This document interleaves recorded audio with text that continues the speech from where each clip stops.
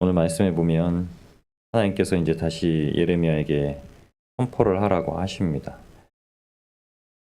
하나님께서 죄인에게 죄를 벗어날 이제 선택지를 주시는 것입니다. 근데 1절에 이제 베냐민 자손들아 이렇게 말씀을 하시는데 예레미야 1장 1절 말씀을 보시면 예레미야 출신이 이제 베냐민입니다. 그러니까 베냐민 자손들아라고 말씀하신 건 예레미야에게 이제 주시는 말씀입니다. 베냐민 지파가 어디 있냐면 예루살렘 성을 중심으로 이제 그 유대 지파가 이렇게 크게 형성이 되어 있는데 그 바로 위쪽에 이제 조그만 땅이 베냐민 지파 땅입니다. 갈릴리 호수변 위쪽에 있는 그 땅입니다. 그곳에 있는 이제 베냐민 지파에게 먼저 선포하도록 말씀하시는데 두 지역에 대해서 말씀하십니다. 하나는 두고아 지역이고 하나는 베타게렘이라는 지역을 하나님께서 말씀하세요.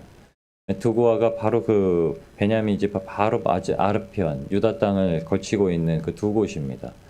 성경에 드고아와 이 베탓 게렘이라는 말이 동시에 나오는 곳이 느헤미야 3장입니다. 느헤미야 3장에 이제 성벽을 다시 중수하는 부분이 나오는데 그곳에 느헤미야 3장 5절에는 이제 드고아 사람들이 성벽의 중수 한 부분을 중수하고 느헤미야 3장 14절에 보면 베텍 게렘 지방을 다스리는 레갑의 아들 말기야가 또 성벽의 한 부분을 중수했다라고 얘기합니다. 이렇게 말씀하시는 거 보면 예루살렘 바로 성 위쪽에 위치한 그 베냐민 지파 그 예레미야 선지자에게 통해서 말씀하신 이 두 지역이 얼마나 지혜 있는 자들이 많은 곳인지 알 수가 있습니다. 그냥 하나님께서 아마도 이스라엘 중에 지혜자가 가장 많다라고 여겨지는 두 지역에 대해서 먼저 선포하고 듣게 하시는 겁니다. 그래서 드고아에는 사무엘하 14장 2절 말씀에 보면 이제 드고아의 지혜 있는 여인을 불러오라라고 이제 요압이 말합니다. 사무엘하 14장을 보면 다윗의 아들 압살롬이 이제 자기 여동생이 몹쓸 짓을 당한 것을 보고 배다른 형을 죽이는 사건이 나옵니다. 그래서 압살롬이 멀리 도망을 가죠. 근데 요압이 압살롬이 보기에 압살롬이 사울왕 같은 자예요. 굉장히 외모가 출중하고 머리도 막 찰랑찰랑 긴 게 사람들이 보고서 왕으로 세우면 참 좋겠다 여겨진 사람이었습니다. 그래서 요압이 다윗의 충신 중에 충신이잖아요. 그 첫 번째 완전히 오른팔이잖아요. 그러니까 이제 압살롬을 세우려고 압살롬을 불러오는 사건이 벌어집니다. 거기에서 다윗을 잘 구슬리려고 사용했던 사람이 바로 드고아에서 여인을 한 명 불러오는 겁니다. 자기를 과부라고 칭하면서 이제 자기가 억울한 일을 당했다라면서 다윗에게 청하면서 억울한 일을 풀어달라 말하면서 나중에 이제 압살롬을 데려오십시오라고 이제 청하는 부분이 나옵니다. 드고아 사람들이 그 사람들이에요. 하나님께서는 예루살렘 그 이스라엘 온 땅을 보시면서 지혜 있는 자들이 과연 어디 있을까 찾으십니다. 왜냐하면 귀 있는 자들에게 들으라 말씀하셨는데 눈을 씻고 찾아봐도 귀 있는 자가 없다라는 거죠. 그런데도 그 한 사람을 찾아서 주님께서 부르시는 사건이 나옵니다. 드고아가 어느 정도로 지혜 있는 사람들이 많이 모여 있는 곳인가라고 성경이 얘기하는 걸 보면 아모스서 1장 1절에 아모스 선지자를 부르십니다. 근데 아모스 선지자가 누구냐면 들에서 그냥 양치기 하던 목동입니다. 목자예요. 근데 아모스 선지자를 하나님께서 부르십니다. 드고아에 있는 사람 그 목자 아모스를 부르시는 게 이제 아모스서 1장 1절에 나옵니다. 드고아라는 지역이 우리한테는 굉장히 생소하지만 아마 하나님의 눈에 비치시기는 그 마음 가운데 하나님을 가장 사모하는 자들이 많은 곳으로 여겨졌을 겁니다. 그래서 하나님께서 이렇게 말씀하신 거예요. 베냐민 자손들아 바로 드고아를 인접한 그 지역에 예루살렘 중에서 피난하라. 그래서 드고아에서 나팔을 불고 나팔을 분다는 거는 좋은 일이 아니라 이제 전쟁의 때가 나타났다, 전쟁의 때가 시작됐다라고 파수꾼을 형성하는 나팔입니다. 그러니까 제일 먼저 보았다는 거예요. 그러니까 그곳에 가면은 야 예레미야야 드고아 지역에 가면 너랑 좀 마음 맞는 사람이 있을 거야 이렇게 말씀하시는 거예요. 그러니까 그곳으로 피하라. 여러분 신앙생활할 때 가장 중요한 것 하나가 개인이 신앙생활하는 거 참 중요하지만 하나님이 말씀하신 자녀들과 함께 신앙생활하는 게 참 중요합니다. 하나님의 말씀이 있는 곳에서 함께 신앙생활할 때 함께 할 수 있는 그게 무엇이냐라고 깨닫게 하시는 게 바로 죄를 벗어날 수 있는 선택을 좀 더 쉽게 할 수 있다라는 거예요. 여러분, 그래서 오늘 이 말씀을 쭉 보시면 오늘 하나님께서 우리에게 주시는 말씀이 우리에게 인생 채찍으로 교훈하신다는 거예요. 인생 채찍으로 교훈하신다는 말은 인생 전반적으로 하나님의 시험에 늘 있다는 겁니다. 평안하다, 평안하다, 평안하다 말하는 게 거짓 선지자라고 얘기해요. 거짓 선지자는 평안해, 평안해, 평안해 하면서 마음을 위로한다라고 하는 겁니다. 여러분, 이때 평안할 때가 어디 있습니까? 마음을 평안하게 둘 게 오직 주님의 십자가 아래뿐에 없는 것을 우리가 알고 있는데도 불구하고 그렇게 말하는 자들이 무수히 많이 나온다는 거예요. 그래서 사도 바울은 고린도서 11장에 이렇게 얘기합니다. 자기를 그리스도 사도라 가장하는 자들이 나타나는데 이것은 이상한 일이 아니라 사단은 자기를 광명한 청사로 가장하나니. 사탄도 그렇게 한다는 거예요. 자기가 아주 잘난 천사처럼 가장한다라고 얘기하는 겁니다. 고린도서 11장 15절 말씀에 그러므로 사탄의 일꾼들도 자기를 의의 일꾼으로 가장하는 것이 또한 큰 일이 아니라 저희의 결론은 그 행위대로 되리라. 이렇게 말씀합니다. 여러분, 하나님께서 인생 채찍으로 우리를 다스리신다고 말씀하셨습니다. 사무엘하 7장 13절 14절 말씀에 저는 내 이름을 위하여 집을 건축할 것이요 다윗의 아들 솔로몬에 대해서 말씀하시는 겁니다. 나는 그 나라 위, 그 나라의 왕이 왕권을 영원히 견고하게 하리라. 그런데 14절 말씀에 나는 그 아비가 되고 그는 내 아들이 되리니 저가 만일 죄를 범하면 내가 사람 막대기와 인생 채찍으로 징계하려니와. 아멘. 솔로몬이 성전을 짓게 할 것이고 영원히 솔로몬의 성전에 거할 것인데 만약에 솔로몬이 하나님 앞에 지혜를 구한 대로 살면 하나님께서 언제든지 아버지가 되어서 풍요로운 모든 것을 주시고 만약 그렇지 못하면 저가 죄를 범하면 하나님께서 어떻게 해요?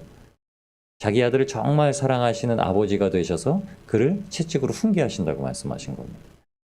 근데 하늘아버지는 우리의 육신의 아버지와 달라서 인생 전반을 가지고 훈계하시고 채찍하신다고 말씀하신 거예요. 여기서 인생 채찍이라고 말씀하셨는데 여러분, 이게 우리의 연수를 다 뜻하는 겁니다. 인생 채찍이라고 말씀하신 인생이라는 말이 원래는 다른 이제 번역된 이제 영어 성경 이렇게 보시면 Son of Man 이렇게 인생 채찍, 이걸 이렇게 인생 채찍이라고 얘기합니다. 그러니까 아담의 아들로 태어난 그 채찍으로. 아담의 후손이 뭐죠? 죄의 후손이요. 죄의 후손. 죄의 후손으로 태어난 것에 대해서 채찍하신다고 그러는 거예요. 여러분, 사람이 죄를 가지고 있기 때문에 죄를 가진 사람은 언제나 죄에 대한 형벌을 받아야 됩니다. 그런데 하나님께서 말씀하시길 죄인이라도 주님의 품 안에 있으면 그것으로서 하나님 앞에 온전히 죄를 사함 받아서 그 죄에 대해서 형벌받을 것이 없지만 하나님의 품을 바로 떠나면 이제 언제든지 형벌받을 상황이 벌어진다고 말씀하시는 거예요. 그냥 주님 품 안에 있는 게 얼마나 중요한 것인가라고 이 사무엘하 7장 14절에 말씀하신 겁니다. 그래서 우리 인생이 얼마라고 말씀했죠? 시편 90편의 시편 기자가 우리 연수가 70이라고 얘기합니다. 그리고 강건하면 80이라고 얘기해요. 여러분, 그 70년의 인생 기간을 이제 완전하게 우리의 인생 전반을 다 하나님께서 주장하시겠다라고 약속하신 게 바벨론의 70년입니다. 70년. 여러분, 바벨론의 70년 사로잡힌 기간 우리 인생 연수로 따져보십시오. 태어나서부터 70년 포로 생활할 동안 우리 인생이 우리를 주장하고 살 날이 아무것도 없다고 말씀하시는 거예요. 그러니까 예레미야에게도 그렇게 말씀하신 겁니다. 그곳에 가면 만약 바벨론 북방에 그 강한 나라가 와서 침범하면 그 나라에 복종하고 살아라. 그 나라에 온전히 복종하면서 70년이란 기간만 채워라. 인생 연수 70년만 채워라.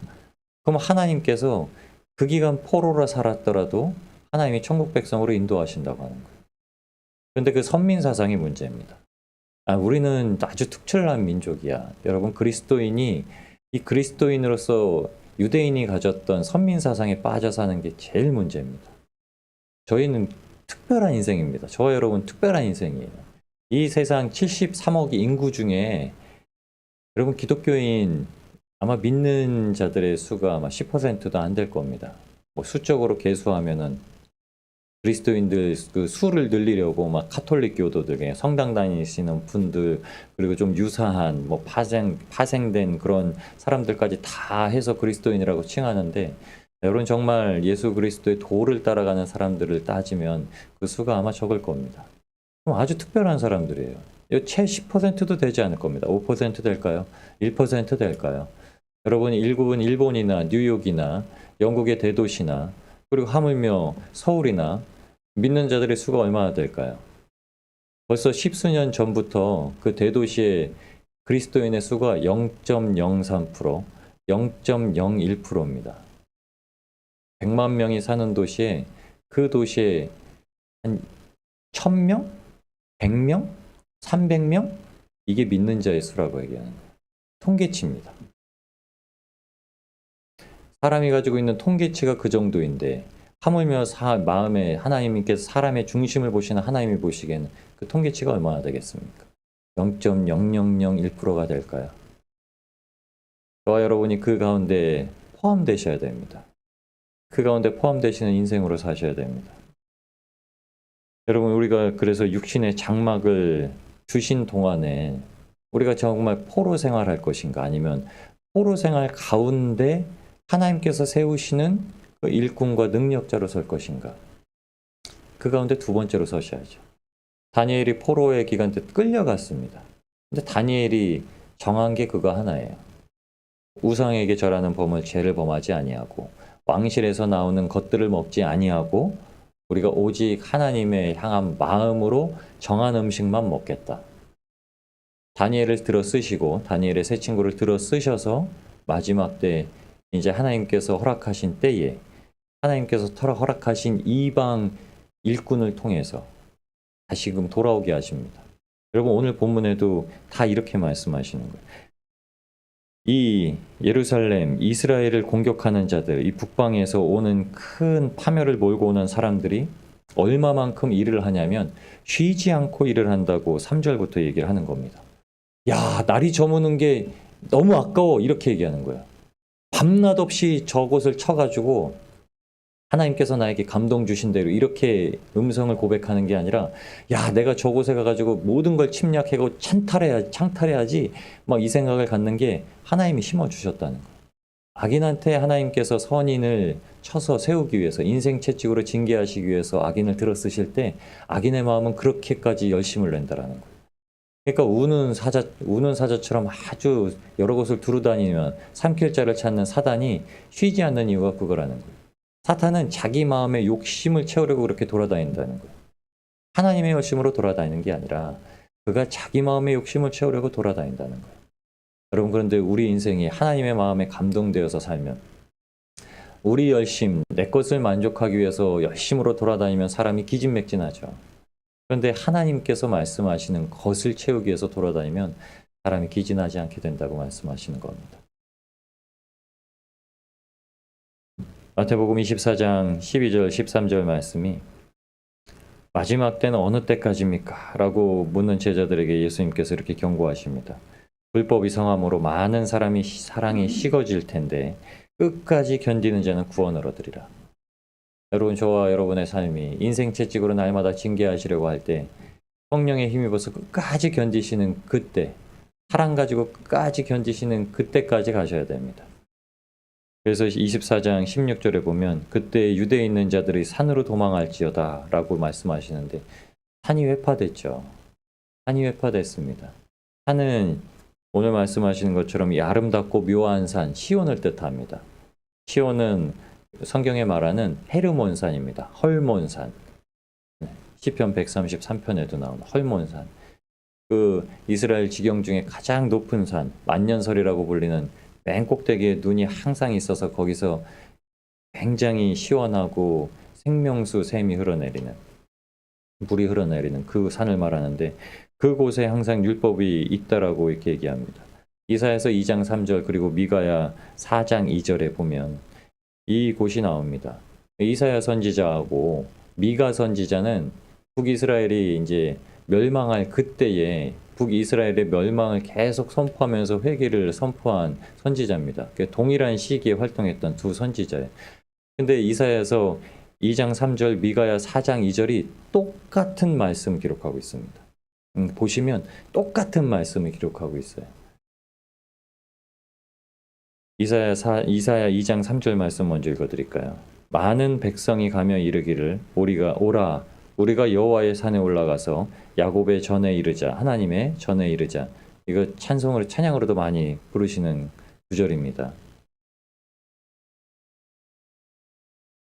그가 그 도로 우리에게 가르치실 것이라 우리가 그 길을 행하리라 하리니 이는 율법이 시온에서부터 나올 것이요 여호와의 말씀이 예루살렘에서부터 나올 것임이라. 이는 율법이 시온에서 이 찬양하시죠. 이 이사야서 2장 3절, 미가야 4장 2절에서 말씀하신 겁니다. 이사야에는 많은 백성이 간다라고 얘기하고 미가 선지자를 통해서 하나님께서 주신 말씀이 많은 이방이 간다라고 말씀합니다. 똑같은 성경 말씀을 이사야에게는 이스라엘 백성이라고 말씀하시고 미가 선지자에게는 이방 백성들이라고 이렇게 지칭을 하십니다. 그 주체만 달라지게 말씀하세요. 그런데 이 산이 회파되고 멸망하게 하십니다. 산이 멸망했다는 건 이제 하나님께서 이때에도 예레미야 선지자를 통해서 율법만 가지고서 내가 하나님 섬기고 있다라고 말하고 있는 이 이스라엘 백성들에게 율법이 아니라 이제 하나님의 복음으로 살라고 말씀하시는 거예요.